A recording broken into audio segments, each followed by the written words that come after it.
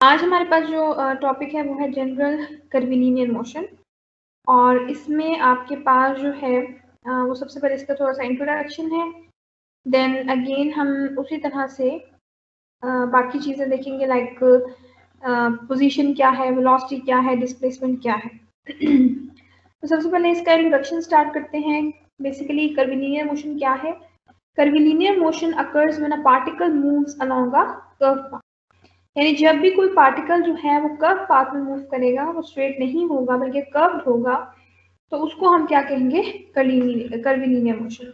Like आप देखें यहाँ पे ये पार्टिकल P है और ये पाथ जो है अब वो स्ट्रेट नहीं है बल्कि क्या है? कर्व्ड है। तो ऐसे कर्व्ड पाथ पे जब कोई पार्टिकल मूव करेगा, इसे हम कहते हैं curvilinear motion. Since this path is often described in 3 dimensions, vector analysis will be used to formulate the particle's position, velocity and acceleration. तो अब क्योंकि ये कर्व पाथ है और जब आपको पता है कर्व पाथ हो तो इसका मतलब है कि उसमें कितने डायमेंशंस आ गए हैं? 3 डायमेंशंस आ गए हैं, x, y एंड z। तो जब x, y, z आ जाएंगे तो फिर हम डायरेक्शन की भी बात करेंगे, फिर हम वेक्टर एनालिसिस की भी बात करेंगे क्योंकि उसमें x कंपोनेंट होगा, y कंपोनेंट होगा, z कंपोनेंट होगा। इसका मतलब है उसमें यूनिट वेक्टर्स i, j और k भी शामिल हो जाएंगे। तो इसको एनालाइज करने के लिए फिर हमें वेक्टर्स की जरूरत पड़ेगी। तो अब इसमें हम कर्विलिनियर मोशन में भी उसी तरह स्टार्ट करेंगे। पहले हम पोजीशन देखेंगे, देन डिस्प्लेसमेंट देखेंगे, देन हम वेलोसिटी को डेफिनेशन देखेंगे और फिर हम एक्सेलरेशन की डेफिनेशन देखेंगे। सबसे पहले हम आते हैं पोजीशन के ऊपर। पोजीशन क्या है? Basically consider a particle located at point P on a space curve defined by the path function s। यानी ये आपके पास एक पाथ है और इस पाथ को हम कहते हैं कि ये पाथ s है सपोज, और कोई भी पार्टिकल जो है वो इस पाथ पे अगर मूव कर रहा है तो उस पार्टिकल की किसी भी फिक्स्ड पॉइंट से जो पोजीशन वेक्टर आएगा उसे हम क्या कहेंगे? पोजीशन। ये फिक्स्ड पॉइंट आप कोई भी ले सकते हैं, ठीक है। और बेसिकली जब हम, क्योंकि हमने पहले कह दिया कि 3 डायमेंशंस इन्वॉल्व होंगे, तो ये बेसिकली ज़्यादातर आपका ऑरिजिन हुआ करेगा, ठीक है, जहाँ पे x, y, z जो है वो क्या होंगे? 0 होंगे। तो किसी भी फिक्स्ड पॉइंट से जो एक वेक्टर ड्रॉ होगा इसकी पार्टिकल की पोजीशन को डिफाइन करने के लिए, उसे हम क्या कहेंगे? Position vector. और इसे हम शो कैसे करेंगे? ये हमने लिखा हुआ है r is equal to R T, यानी ये r जो है वो किसका फंक्शन है? टाइम का फंक्शन है। क्योंकि टाइम के साथ साथ पार्टिकल मूव जैसे जैसे करता जाएगा तो आपका जो ये वेक्टर है ये भी क्या होता जाएगा? चेंज होता जाएगा। उसकी x, y, z जो पोजीशन है वो भी क्या होती जाएगी? चेंज होती जाएगी। So consider a particle located at point P on a space curve defined by the path function s. The position of the particle measured from a fixed point will be designated by the position vector, जिसे हम कहेंगे r is equal to rt. This vector is a function of time in general, since in general both its magnitude and direction change as the particle moves along the curve. तो ये उसी तरह है जैसे आपका जो है वो स्ट्रेट लाइन फंक्शन का था, कोई फर्क नहीं है, वही है, लेकिन यहाँ पे बस कर्व पाथ आ गया जिसकी वजह से x, y, z शामिल हो जाएंगे और उनको फिर हम आगे एनालिसिस उनका करेंगे वेक्टर एनालिसिस। देन आपके पास डिस्प्लेसमेंट पहले भी हम डिफाइन कर चुके हैं। डिस्प्लेसमेंट क्या है कि अगर पार्टिकल P जो है वो किसी एक इंस्टेंट पे P पे था और अब वो चला गया P डैश पर, ठीक है, तो किसी भी फिक्स पॉइंट से जो P की पोजीशन वेक्टर था वो r है और अब P डैश का पोजीशन वेक्टर r डैश है। तो ये जो चेंज है इसकी पोजीशन में, इसे हम क्या कहेंगे? डिस्प्लेसमेंट। इसका वेक्टर फॉर्म में हम शो करते हैं डेल्टा r से और मैग्नीट्यूड इसका हम शो करते हैं डेल्टा s से। ये हमने रेक्टिलिनियर मोशन में भी देखा था कि वेक्टर r, जहाँ भी वेक्टर से शो करना होगा डिस्प्लेसमेंट को तो r लिखेंगे, जहाँ उसके मैग्नीट्यूड की बात करनी होगी तो हम s लिखेंगे। Suppose that during a small time interval delta t, the particle moves at distance delta s along the curve to a new position p dash, defined by r dash is equals to r plus r dash. तो ये उन्होंने उल्टा लिख दिया है, मतलब उल्टा in sense के हम कहते हैं डेल्टा r, यानी जो चेंज डिस्प्लेसमेंट है वो इक्वल होगी r डैश माइनस r के, यानी final position minus initial position. तो उन्होंने इसको फाइनल पोजीशन को ऐसे डिफाइन किया कि final position is equal to r plus r dash, क्योंकि ये एक तरह से आपका वो बनता है, ट्रायंगल कंस्ट्रक्शन बनती है। देखिए वेक्टर ये r है, ठीक है, इसमें आपने प्लस कर दिया डेल्टा r को, तो एक थर्ड वेक्टर ये जो है ये आपका क्या हो गया, उसका रिजल्टेंट वेक्टर हो गया। तो ये है आपका बेसिकली डिस्प्लेसमेंट, ठीक है, कि पॉइंट पी पे था, पॉइंट पी से पी डैश पे चला गया, तो delta R is the displacement, और इस डेल्टा आर को ये तो वेक्टर फॉर्म में है, डेल्टा एस जो है इसका क्या होगा, magnitude. The displacement delta r represents the change in the particle's position and is determined by vector subtraction, that is delta r is equals to r minus r dash। ठीक है, next आपके पास क्या है, वेलोसिटी। अगेन वेलोसिटी भी यहाँ जो ये पहला टॉपिक है ना आपका जनरल रेक्टिलिनियर मोशन, इसमें डेफिनेशन तकरीबन उसी तरह की है जैसे रेक्टिलिनियर मोशन में थी। ठीक है, फर्क आएगा वेक्टर एनालिसिस में जो हम आगे देखेंगे। During the time delta t, the average velocity of the particle is defined as, देखिए जब पोजीशन चेंज हो गई तो अब हम कहेंगे कि जो चेंज इन पोजीशन है डिवाइडेड बाय टाइम, कितने टाइम इंटरवल में हुई है उसे हम कहेंगे v एवरेज। ठीक है, और ये हमने उसमें भी इसी फॉर्मूले से निकाला था रेक्टिलिनियर मोशन। इंस्टेंटेनियस निकालनी हो, इंस्टेंटेनियस वेलोसिटी तो हम कैसे निकालते हैं, हम इस पे लिमिट लगा देते हैं डेल्टा t अप्रोचेस टू 0। तो the instantaneous velocity is determined from this equation by letting delta t approaches to 0, and consequently the direction of delta r approaches the tangent to the curve at point t।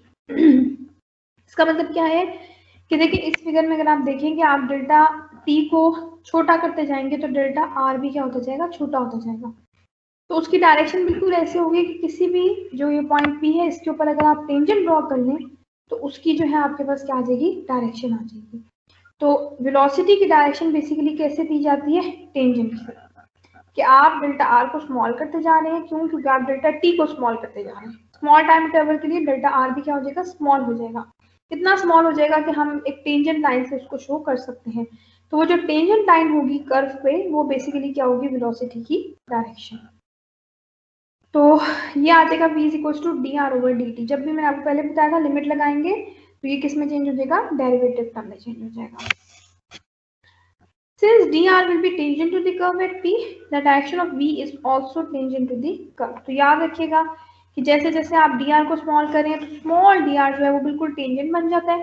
जब वो tangent बन जाएगा तो direction of v भी क्या होगी, curve के tangent होगी।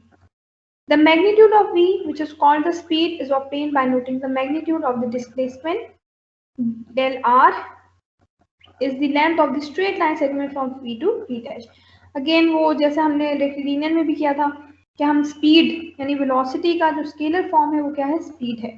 तो अगर स्पीड देखना चाहें तो वो कैसे होगी, v equals to D S over D T.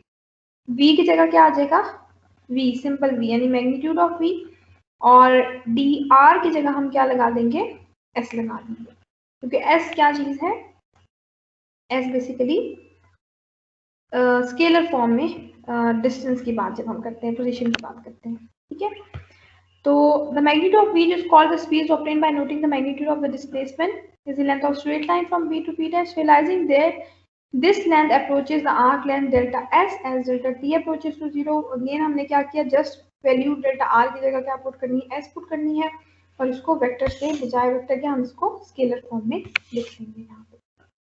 Thus the speed can be obtained by differentiating path function s with respect to time। तो जो टोटल s होगा उसका डिफरेंशियल लेने with respect to time, तो we can find out the speed। Last जो चीज है आपके पास that is acceleration।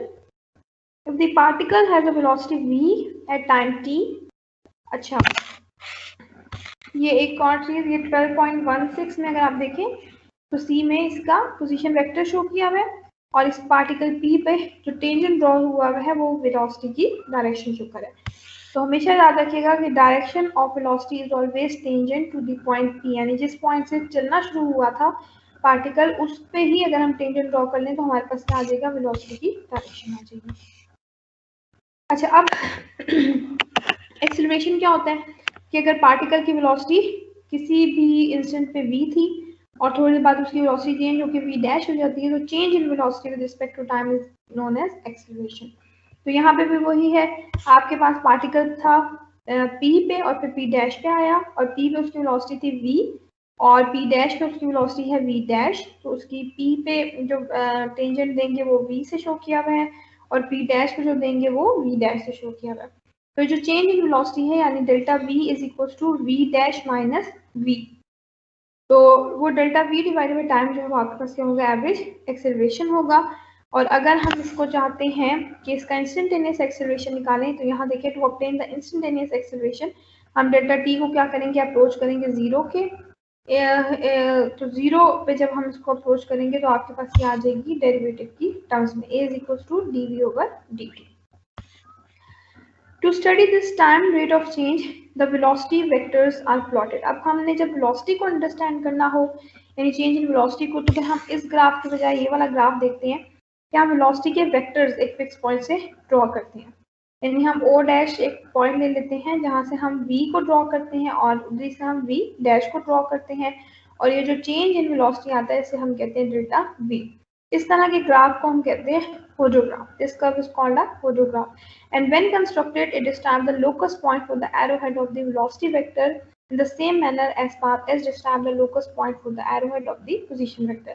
जैसे position vector होता है ना r और r डैश, उसी तरह यहाँ पे v और v डैश जो है वो होता है। और ये देखिए सेम यही है। आपने क्या किया, बस इन वेक्टर्स को पीछे से मिला दिया एक पॉइंट पर, ठीक है ना। तो ये इनकी लेंथ वही रहेंगी, लेकिन इन दोनों की देखिए डायरेक्शन भी सेम रहेगी। बस इन दोनों को पॉइंट्स को आपने क्या किया, थोड़ा सा पीछे करके ज्वाइन कर दिया, तो एक नया जो कर्व बन गया उसे आप कहेंगे hodograph, और वो क्या है, डेल्टा वी। तो यहाँ जो टेंजेंट ड्रॉ होगा ना, इस hodograph पे जो टेंजेंट ड्रॉ होगा उसे हम कहेंगे कि वो किसकी डायरेक्शन है, एक्सेलरेशन की डायरेक्शन, ठीक है ना। ये देखिए, हाँ, the tangent to the photograph and therefore A is not tangent to the path motion, but A is जो है tangent है वो किसके, जो आपका photograph है। ये देखिए, ये आपका हो गया photograph। और A is equals to dv over dt and we know v जो है वो इट्स फंक्शन है r का, तो हम इसको लिख सकते हैं double derivative of r with time. ये बिल्कुल वैसे ही है जैसे हमने रेक्टिलिनियर मोशन में। By definition of the derivative, A acts tangent to the photograph and therefore in general A is not tangent to the path of the motion। यानी देखिए A जो है ना, जो एक्चुअल पाथ था मोशन का, ये वाला, ये था एक्चुअल पाथ। A जो है वो इसके टेंजेंट नहीं है, बल्कि A जो है होडोग्राफ के टेंजेंट होगा, यानी इस डेल्टा V के टेंजेंट होगा। आप देखिए, ये देखिए डेल्टा V के टेंजेंट जो है वो आपके पास होडोग्राफ आएगा, और पाथ मोशन के होडोग्राफ जो टेंजेंट है वो नहीं होगा। To clarify this point, realize that delta V and consequently A must account for the change made in both magnitude and direction of the velocity। क्योंकि देखिए ये चीज यहाँ पे समझ आती है कि जो A है वो भी आपके पास सिर्फ उसको नहीं देखता। वेलोसिटी का मतलब क्या होता है कि change in magnitude as well as direction, ठीक है ना। तो change in velocity is known as acceleration. तो ए जो है उसमें आपने चेंज दोनों चीजें देखनी है, मैग्नीट्यूड भी देखना है और उसमें देखना है कि वेलोसिटी के डायरेक्शन में कोई चेंज तो नहीं आ रहा कहीं, ठीक है ना, कि वेलोसिटी की डायरेक्शन चेंज हो रही है। अगर वेलोसिटी के मैग्नीट्यूड चेंज नहीं हो रहा, डायरेक्शन चेंज हो रही है, तो इसका मतलब है कि तब भी क्या होगा, एक्सेलरेशन प्रोड्यूस होगा। तो फिर ये चीजें जो है वो हम यहाँ से देख सकते हैं।